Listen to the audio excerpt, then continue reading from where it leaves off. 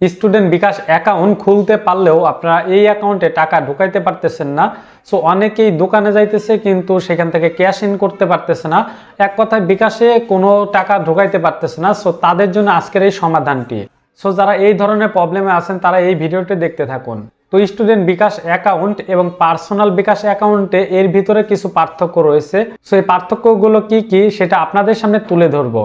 So দেখেন, বিকাশ অ্যাকাউন্টটা student যেটা আছে সেটা হচ্ছে আপনার 14 থেকে 18 বছর পর্যন্ত যেটা আছে সেটা হচ্ছে স্টুডেন্ট বিকাশ অ্যাকাউন্ট, এবং 18 বছরের উপরে যেইগুলা খোলা হয় সেইগুলা হচ্ছে আপনার পার্সোনাল অ্যাকাউন্ট। সো আপনার যদি 18 বছরের উপরে হয়ে যায় সেক্ষেত্রে কিন্তু আপনি এই স্টুডেন্ট বিকাশ অ্যাকাউন্টে আপনি লেনদেন করতে পারবেন না। আর যদি আপনার 18 বছরের নিচে থাকে সেক্ষেত্রে কিন্তু আপনি লেনদেন করতে পারবেন। সো এখন লেনদেনটা কিভাবে করবেন দেখেন, আপনাদের স্টুডেন্ট অ্যাকাউন্ট যাদের আছে বিকাশ অ্যাকাউন্টটা, সো তারা হচ্ছে খোলার সময় আপনাদের পিতামাতার যে এনআইডি কার্ড দিয়ে ভেরিফাই করেন বা হচ্ছে একটা লিঙ্কের মাধ্যমে খোলেন। সো তখন দেখা যায় যে আপনার পিতামাতার অ্যাকাউন্ট দিয়ে যদি আপনারা লেনদেন করেন সেক্ষেত্রে কিন্তু করতে পারবেন। এখন এইখান থেকে অনেকের বোঝার বিষয় আছে যে কিভাবে এটা করব। দেখেন, আপনারা হচ্ছে দোকান থেকে বা হচ্ছে যে কোনো জায়গায় থেকে আপনাদের পিতামাতার বিকাশ অ্যাকাউন্টে টাকা আনবেন, ওইখান থেকে তারপর আপনাদের যে স্টুডেন্ট বিকাশ অ্যাকাউন্ট আছে সেইখানে সেন্ড মানি করতে হবে, তাহলে কিন্তু আপনারা এটা লেনদেন করতে পারবেন। এবং যে কারো বিকাশ অ্যাকাউন্ট থেকে যদি আপনারা সেন্ড মানি করেন তাহলে কিন্তু আপনাদের অ্যাকাউন্টে টাকাটা চলে আসবে। আপনারা যদি দোকান থেকে ক্যাশ ইন করেন সেক্ষেত্রে কিন্তু এই টাকাটা আসবে না স্টুডেন্ট অ্যাকাউন্টে।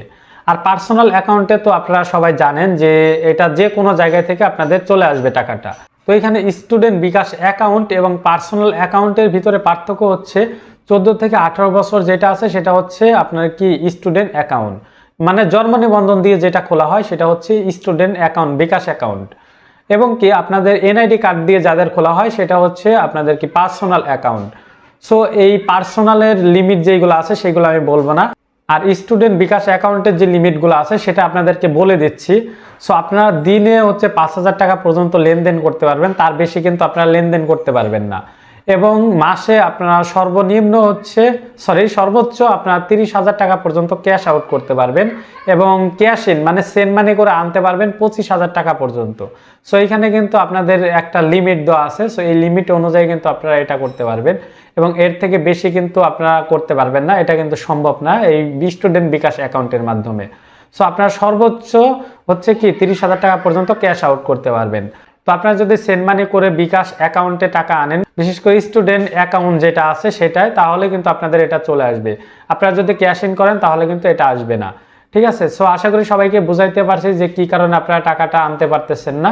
সো ভিডিওটি দেখে যদি একটু উপকার হয় তাহলে অবশ্যই একটা করে লাইক করবেন, আর এই ধরনের গুরুত্বপূর্ণ ভিডিও পেতে চ্যানেলটি সাবস্ক্রাইব করে পাশেই থাকবেন। আল্লাহ হাফেজ।